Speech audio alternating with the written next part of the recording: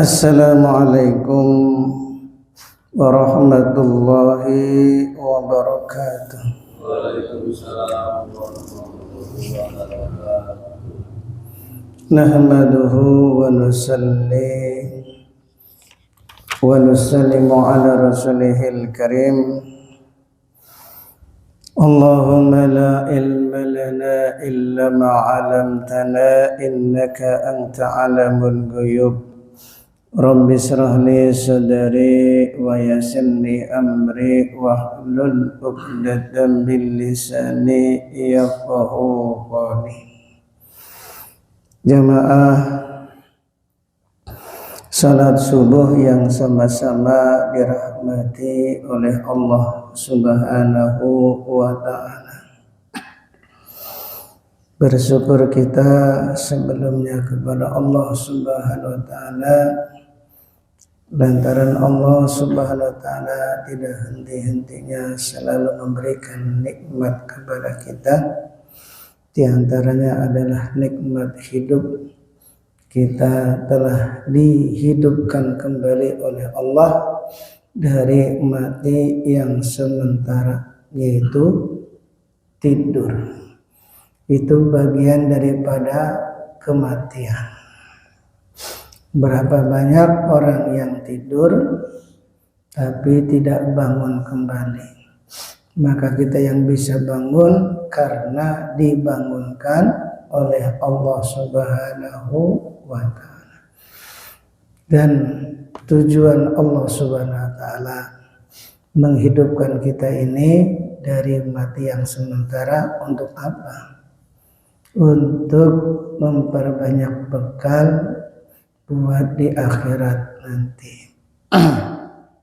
Karena hidup yang kita jalani ini akan ada pertanggungjawaban di hadapan Allah Subhanahu wa ta'ala.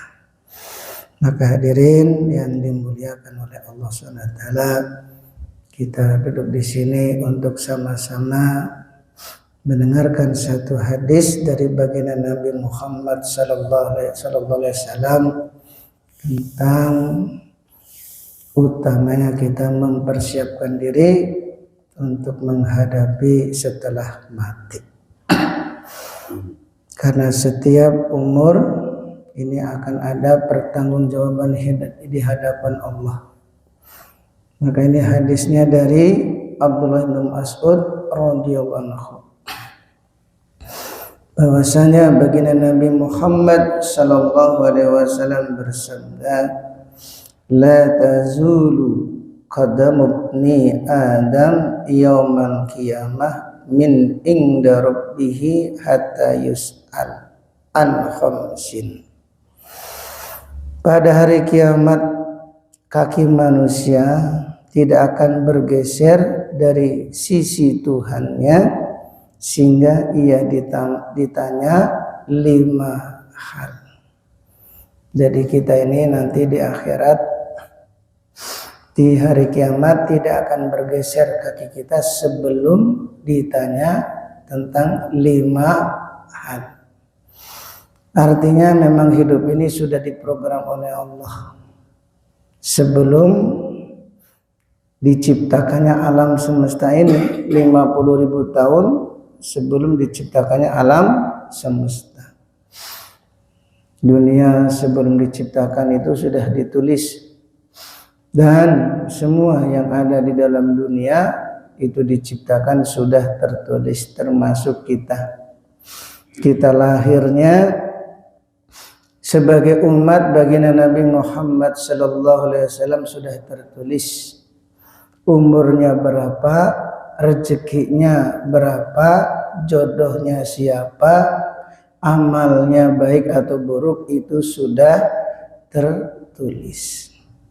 Sampai kita nanti meninggalnya itu kapan, hari apa, jam berapa, dimakamkan di mana, itu sudah tertulis. Nanti dibangkitkan dari kubur, di padang masa nasib kita bagaimana, itu juga sudah tertulis. Termasuk kita ini nanti akan ditanya oleh Allah ini juga sudah tertulis. Manusia ini sudah diprogram. Artinya kalau manusia ini sudah diprogram, tinggal kita yang dipikirkan bagaimana kita ini senantiasa untuk taat kepada Allah. Maka 5 hal tersebut, yang pertama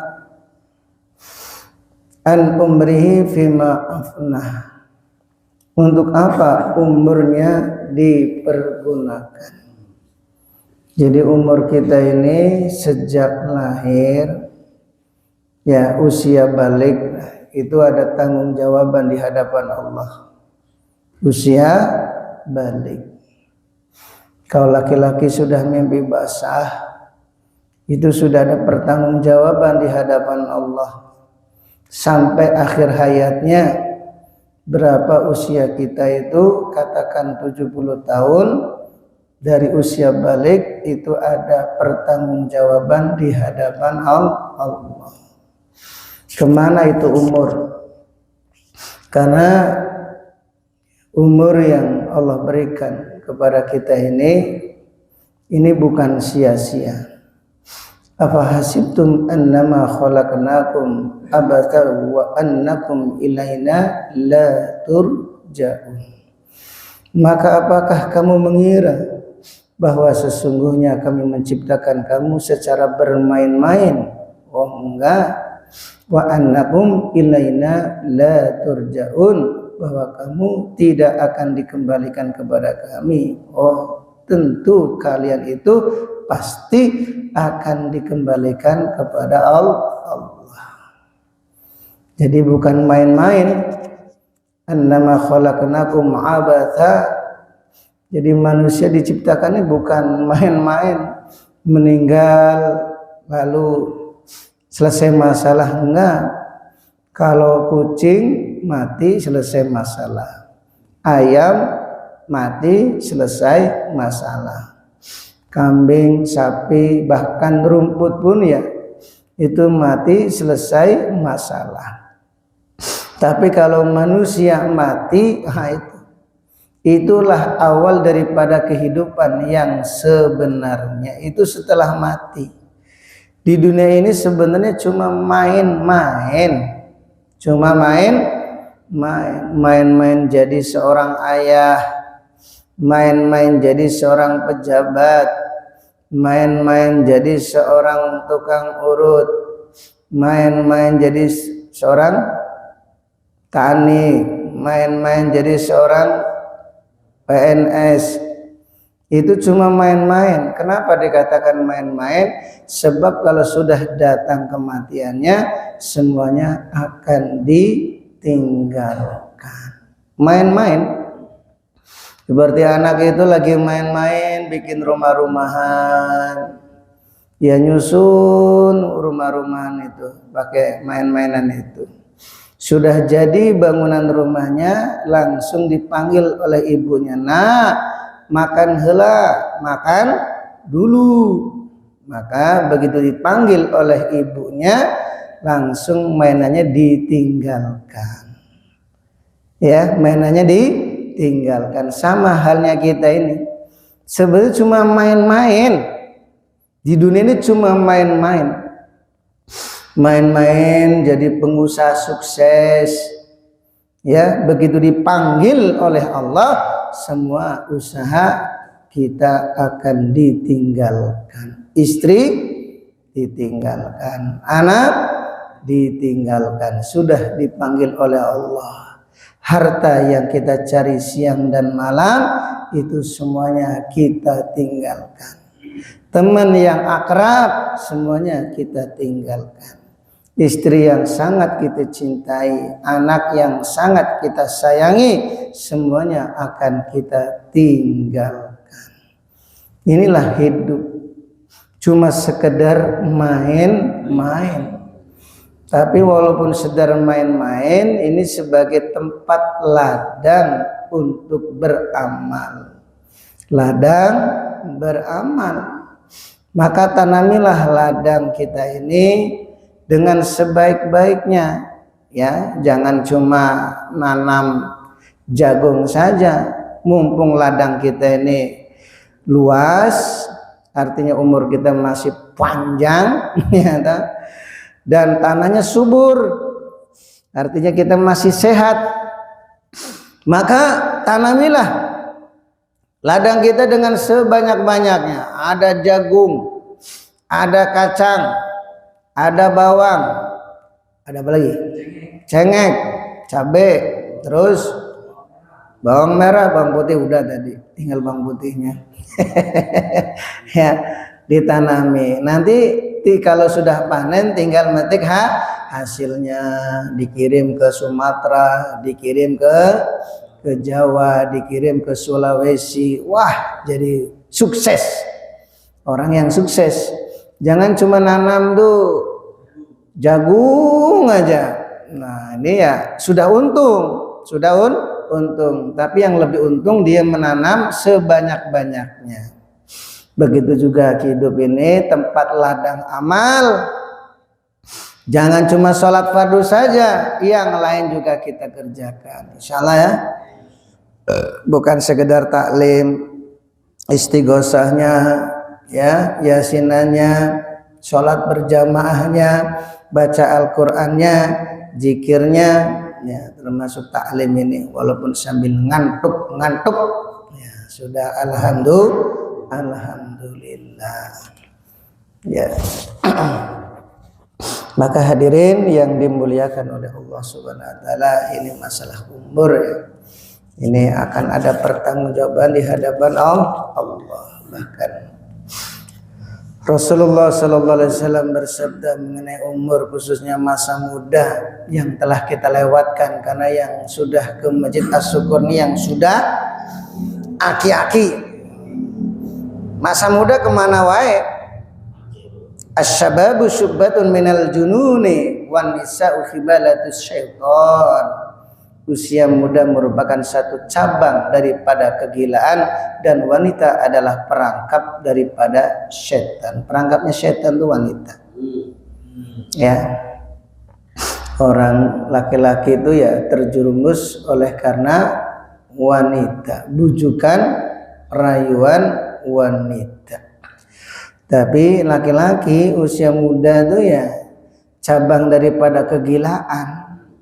Ya, tidak memikirkan kalau umurnya itu ya suatu saat akan habis. Tapi namanya masa muda nggak peduli, menganggap kalau usia muda itu masih panjang umurnya, maka itu disia-siakan. Sama jangan kita zaman bahla. Zaman bahla kan gitu, usia muda tuh serasa masih lama lah, masih tereh ya. Pokoknya masih lama meninggal. Sekarang sudah aki-aki pun masih perasaan masih lama juga. Padahal aki-aki ini kan kalau usia kita 60-70 tinggal berapa kali lebaran? Ya? Tereh. Ya, Masya Allah. Coba tanya Pak Dodo.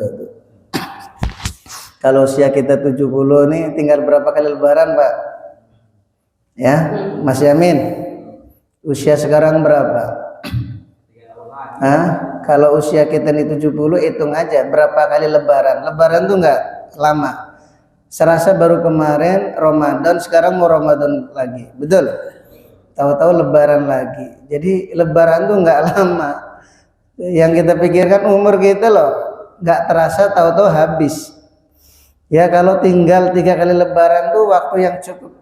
Ya sebentar sebenarnya, tapi namanya manusia mantu orang sia tuh lupa, orang yang banyak lupanya.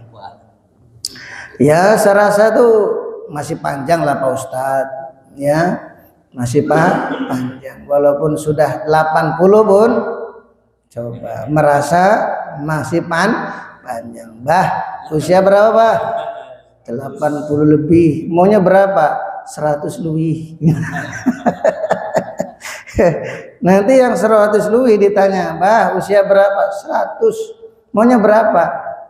200.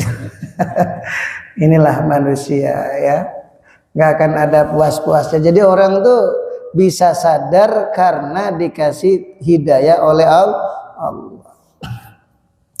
Maka orang yang paling beruntung ya orang yang dikasih umur yang panjang, kemudian umur itu digunakan untuk taat kepada Allah. Yang paling rugi umurnya panjang tapi disia-siakan. Ketika Siti Aisyah sedang memain-mainkan jari, letak-letuk, ditegur oleh Allah, wahai Aisyah, apakah kamu tidak malu? Ya, merasa dilihat oleh Allah, diperhatikan oleh Allah, didengar oleh Allah, berbuat yang sia-sia, yang tidak ada nilainya.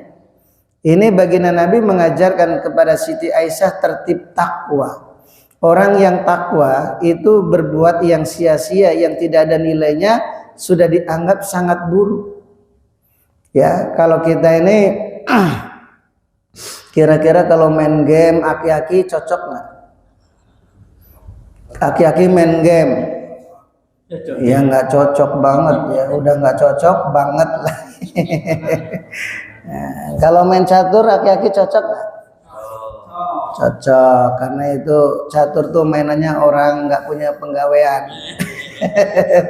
Nah, jadi walaupun aki-aki seharusnya ini kan introspeksi dirinya harus lebih. Sini sudah tua, umur sudah tinggal berapa lagi, lebih baik gunakan waktu ini habis untuk asyukur saja. Tapi belum tentu, justru yang main catur itu yang aki-aki semua itu. Bahkan yang main layang-layang itu juga ada yang aki-aki main layang-layang. Masya Allah. Kalau game nah lebih parah lagi nih. Ya, kecuali ada sebagian orang tuh game sebagai pekerjaan ya. Sebagai pekerjaan tuh ada. Selama gamenya itu ya gamenya itu cari apa itu? Cari emas, gali-gali emas. Itu ada teman juga itu buka usaha, usahanya itu bikin apa? Nyuruh orang kerja main game. Sampai disiapkan tempat tinggalnya. Suruh main game 8 jam, coba bayangkan. 8 jam. Pokoknya kamu main game, nanti hasilnya bagi 2. Masya Allah. Sampai cabangnya di mana-mana itu. Ya 8 jam kalau digunakan untuk sholawat kepada Nabi itu, wis jadi orang kaya raya itu. Padahal ya, cuma ya orang tuh antara waktu digunakan untuk berzikir dengan untuk main game itu lebih terasaan berzikir kepada Allah. Sholawat tuh karena ada yang apa itu menggoda, yaitu setan. Sholawat baru 1000 aja udah ngaplek. Tapi kalau main game, apalagi main apa, main catur, apalagi main layang-layang itu nggak terasa. Ya, maka hadirin yang dimuliakan oleh Allah SWT, hati-hati, umur kita ini akan ada pertanggungjawaban di hadapan Allah. Wa an syababihi fima aflah. Yang kedua, untuk apa masa mudamu dipergunakan? Ayo, masa muda kita ini untuk apa? Dulu, ya, itu akan ditanya itu, Masya Allah, ya. Jadi nggak sia-sia hidup ini, bukan main-main nih. Masa muda dipergunakan untuk apa? Kamu taat ke masjid asyukur itu udah aki-aki. Sekarang, ya kalau tobat ya sungguh-sungguh tobat. Insyaallah ya. Ya walaupun kita ini banyak kesalahannya di masa muda, kalau kita ini tobat sungguh-sungguh, maka kesalahan kita akan diampuni oleh Allah. Kemudian wama lihi min aina tasabahu wa fima anfaqahu. Yang ketiga berasal dari apa? Yang ketiga berasal dari mana hartanya? Kemudian yang keempat, kemanakah harta tersebut dibelanjakan? Itu harta kamu dapatkan dari mana? Halal atau haram? Atau remang-remang? itu akan ada pertanggungjawaban di hadapan Allah. Sudah didapat, kalaupun dapatnya halal itu masih ditanya lagi, kemanakan harta itu? Masya Allah, yang didapat dengan halal saja masih ditanya. Makanya orang yang punya harta itu ditanya ribuan tahun. Bayangkan 80.000 tahun manusia ditanya. Ya, jadi kalau di dunia orang yang paling beruntung yang banyak duitnya, tapi di akhirat orang yang paling beruntung orang yang paling miskin. Pilih mana kita? Ayo. Itulah ma'adilnya Allah. Di dunia kita banyak duit tapi hisabnya lama. Di akhirat ya orang yang miskin ya langsung masuk surga 500 tahun lebih dulu daripada orang-orang kaya. Kalau seperti ini kira-kira kita lebih milih miskin atau lebih kaya? Milih kaya. Kaya tapi tidak cinta dunia. Miskin kalau cinta dunia ya sama aja itu. Miskin terpaksa itu namanya. Miskin terpaksa, sebenarnya ingin kaya cuma nggak kaya-kaya kan gitu. Jadi yang kalau mau tasbih itu duit. Pokoknya kelihatannya muter tasbih tapi duit. Jadi orang miskin yang cinta dunia. Sudah, kita yang penting ridhonya Allah. Dikasih kaya baik, dikasih miskin lebih baik. Makanya Nabi lebih memilih menjadi orang miskin. Ya Allah, jadikanlah saya orang miskin, dikumpulkanlah bersama orang-orang miskin. Itu doa Nabi itu. Tapi orang nggak berani mengaminkan. Ya, doa Nabi itu orang tidak berani mengaminkan. Coba berani ngaminkan nggak? Ya Allah, jadikanlah saya orang miskin. Nggak ada yang mengamin. Nah, kalau tulisannya kaya tetap kaya. Kita ini takut miskin, memang tulisannya miskin lah, tambah sengsara. Lebih baik ya kita doa minta miskin tapi tulisannya kaya.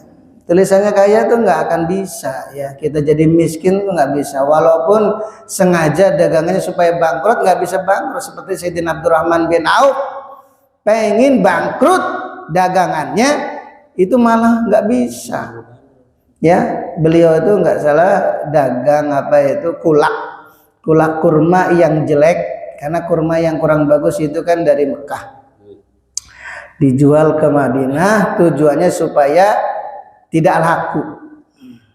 Tapi pada saat itu ada orang-orang kena wabah penyakit apa yang bisa sembuh dengan kurma yang busuk. Akhirnya dagangan Sayyidina Abdurrahman bin Auf itu jadi habis semua. Masalah itu tulisannya kaya ya. Walaupun tulisannya kaya, pengen miskin nggak bisa miskin ya. Jadi kita jangan khawatir, insyaallah ya.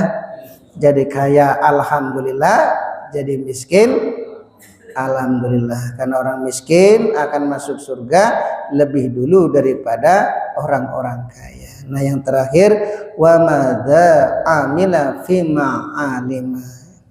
Yang terakhir ini untuk para ulama, para ustadz. Bagaimana pengamalan ilmu yang dimilikinya? Masya Allah. Setelah kamu dapat ilmu, itu ilmu kamu itu loh dikemanakan? Apakah dijadikan ajang untuk mencari duit, atau untuk nipu, atau untuk menyampaikan kepada umat? Masya Allah ini. Makanya dalam satu hadis itu yang pertama kali masuk neraka itu siapa? Ulama. Yang masuk neraka dulu tuh para ulama.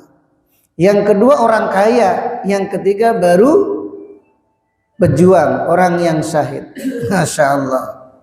Jadi ulama itu loh ditanya, kamu itu menyampaikan ilmu karena benar-benar ikhlas atau ingin mencari ketenaran ya?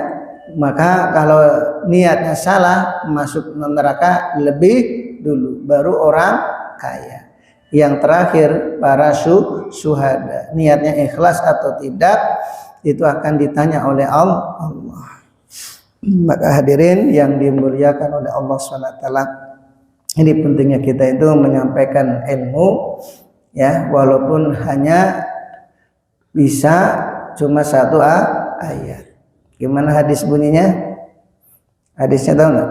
Balighu ani walau ayat. Sampaikan dariku walaupun satu ayat. Kita cuma bisanya ikro satu nih.